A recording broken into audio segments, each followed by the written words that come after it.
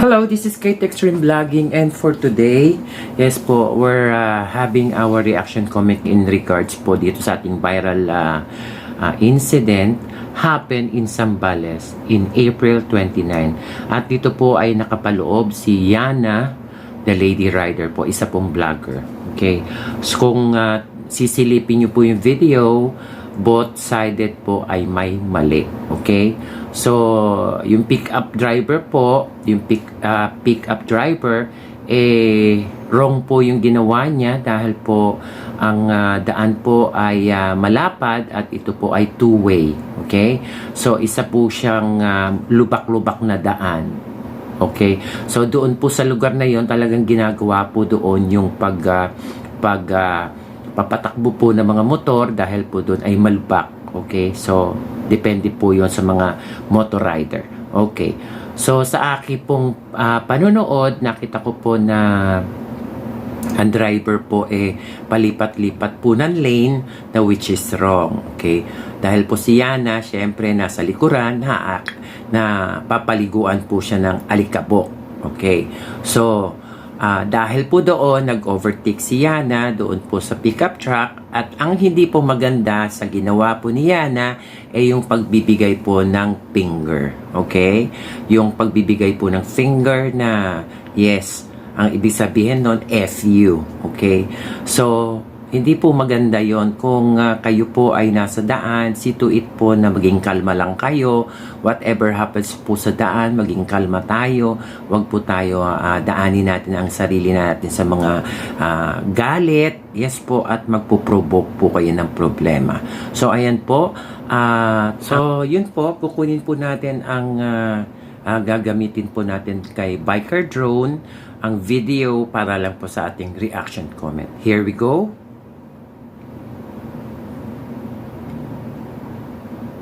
Driver. Sa video na ito ay tingnan natin kung bakit inulan ng bashing itong motor rider. Panoorin natin ang video na ito. Nag-upload ng video itong motor rider na nagngangalang Yana. Makikitang maayos naman ang lahat at masayang tinatahak ni Yana at ng kanyang mga kaibigan ng kalsada na mapapansin na parang malupa at medyo bako-bako ang daan. Kasama ng motor rider na ito, bukod dun sa isang nakamotor, ang tatlo pang sasakyan. Sa tingin ko ay nagpunta sila sa lugar na ito upang ma-enjoy ang trail na kalsada kung saan ay lupa ito at hindi sementado. Pero maya-maya ay napansin ni Yana ang isang puting truck. Ayon kay Yana ay lumilipat-lipat ng linya ang puting truck na ito nang hindi tinitingnan ng kanyang paligid. Kaya nagdesisyon itong si Yana na bilisan ng takbo upang unahan ang puting truck na ito. I noticed this truck has been hurting lanes without checking. His surroundings like a dumbass. I decided to speed ahead. Notice how he doesn't use the freaking side mirror or signal lights like you're supposed to pay for it, like subscription. Pero, nung lalagpasan na ni Yana ang pickup, ay kamuntigan ng tamaan ng harap ng truck ang motor ni Yana. Dahil dito, ay napasenyas na lang si Yana ng shining finger na katulad dun sa Gundam. Pagkatapos noon ay nagpatuloy na si Yana at ang iba pang kasamang nagmumotor. Maya-maya ay pakikita sa video na nakatigil sa gilid itong mga motor rider na ito. Tila intensyon nila na abangan talaga ang pickup upang kumprontahin ito. Maya-maya ay dumating na ang pickup truck at bumaba ang driver nito. At dito, nagumpisa na ang matinding sagutan. Pakinggan natin ang usapan ng pickup driver at ni Yana.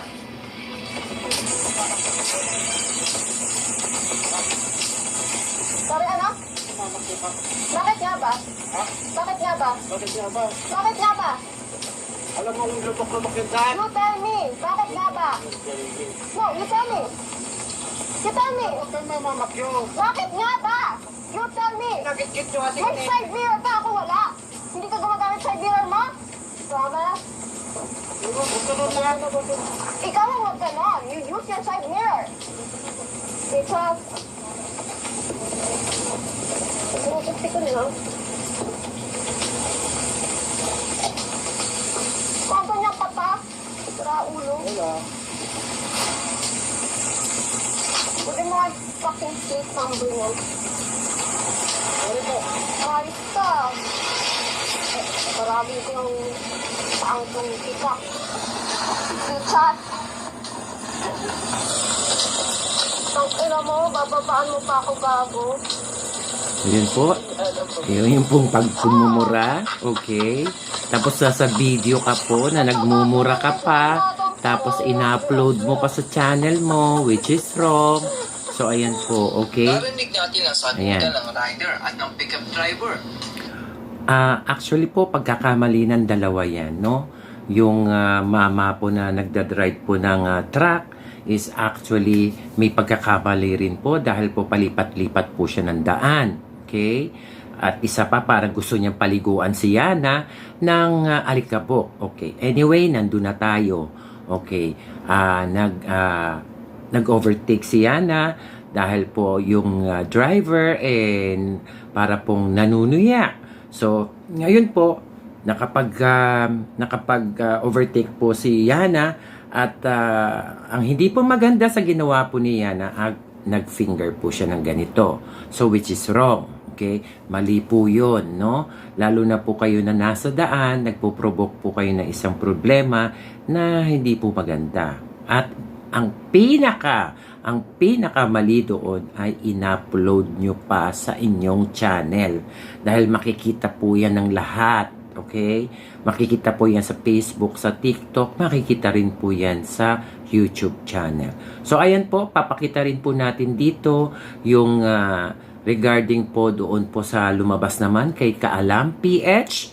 Ayan po, gagamitin din natin ang video ni Kaalam PH para lang po ipakita ang nasasaad doon po sa balita. Okay? Here we go.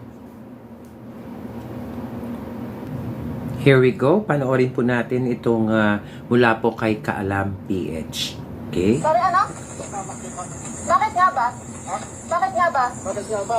So, I would like to take this opportunity to say sorry. Tsaka, pasensya na, bossing. Ikaw ang huwag ganon. You use your side mirror. Pasensya na po.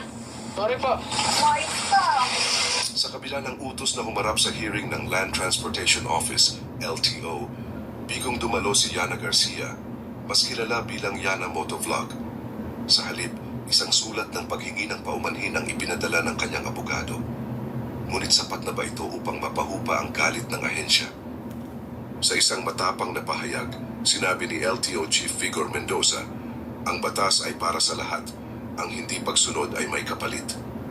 Sa harap ng kawalan ng kooperasyon ni Yana, agad na pinatibay ang preventive suspension ng kanyang lisensya. Habang patuloy ang investigasyon, nananatiling matatag ang LTO sa kanilang paninindigan na ang mga aksyon ay hindi lamang laban kay Yana, kundi para rin sa kaligtasan ng publiko. Ngunit hindi rito nagtatapos ang isyu. Ano ang magiging epekto ng kanyang hindi pagdalo sa investigasyon?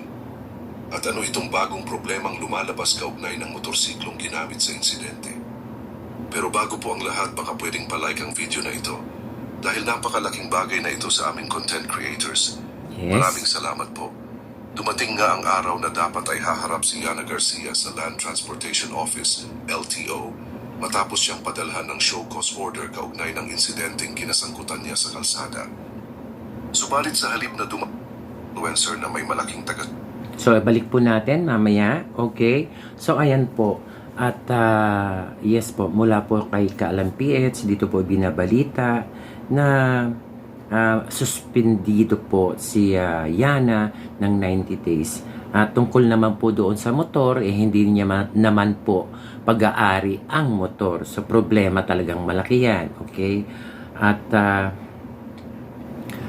dito po sa Pilipinas, kapag meron po kayong mali or wrong dito po sa sa daan, sa inyong pagmamaneho, yes po, at kayo dyan, naka-aksidente whatsoever, ayan po, yan po ay malaking problema. Yan po, at i-continue po natin yung ating panonood dito po kay Kaalam PH. Okay po, here we go. tunayan na ang motor ay ginamit ng walang pahintulot o may iba pang legal na issue sa pagpaparehistro nito. Ang desisyon ng LTO patungkol sa issue ni Garcia ay isang malinaw na mensahe. Walang sino man ang higit sa batas, anuman ang kanilang estado o impluensya. Ang kaso niya ay nagiging halimbawa ng kahalagahan ng pagiging responsable sa kalsada at ang bisa ng batas trapiko sa pagpapanatili ng kaayusan. Ang aming layunin ay protektahan ang publiko at tiyaking walang puwang ang kawalang disiplina sa ating mga kalsada, wika ni Mendoza. Habang patuloy ang investigasyon, ang kawalan ng motorsiklong isusuko ni Garcia ay nagdudulot ng mas maraming tanong kaysa sagot.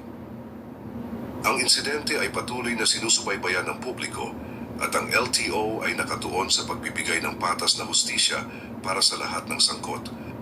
Habang patuloy na naghihintay ang LTO ng pagsunod ni Yana sa kanilang utos, nananatiling bukas ang tanong, kakayanin ba niyang harapin ang mga konsekwensya ng kanyang aksyon o patuloy siyang magtatago sa likod ng mga dahilan? Ang sagot ay magdidikta hindi lamang sa Ayan po ang problema, okay?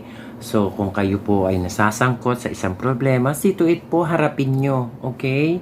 So, humingi po kayo ng dispensa sa publiko at humingi po kayo ng dispensa kay Jimmy, na which is yung driver po ng pickup truck, okay? So, tayo po mga vlogger po dito sa Pilipinas, see to it po na tayo po ay respetado at magalang po sa community po. O kung nasaan man po tayo ng lugar sa Pilipinas, sa ang isla, yes, see to it po, dapat po tayo maging isang huwaran at isa pong maging example sa lahat po ng tao dahil marami pong nanonood sa atin, okay? So, sa pagiging vlogger ko po for 5 years ay sa awa ng Diyos, lahat po ng aking binablog may basher, pero ang pinapahayag po natin sa ating reaction comment, what is the fact, okay? Wala po tayong fake news. Hindi po ako naglalathala po na fake news. So, yun po, nakita natin yung video at sa aking panunood po, doon ko po nakita na dalawa po ang may mali. Okay? So, hindi lang po iisa ang may mali. So, sa dami pong nagiging viral regarding po sa pagkagaspang ng ugali po ni Yana, which is, siya po yung muntik tamaan ng bumper nung sasakyan. At yes po, bumaba siya sa kanyang motor para po harapin ang problema. Pero ang mali naman, bakit nag-iwan ka pa ng bakas? Okay?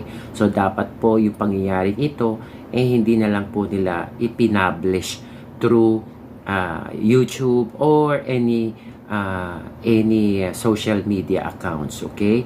So, ayan po. Maraming salamat po sa inyong panonood and hopefully, kayo po ang mag-judge kung sino po ang nagkamali at kung sino po ang dapat parusahan. So, sa susunod po nating reaction comment, dito lang po yan kay Kate Extreme Vlogging.